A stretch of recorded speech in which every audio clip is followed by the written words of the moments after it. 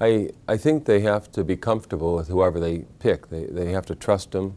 It is a relationship that could last over a few years, you know, although we like to conclude it pretty quickly. I would, first of all, just make sure that I think it helps when you get to meet with the doctor at the consultation and spend meaningful time with him.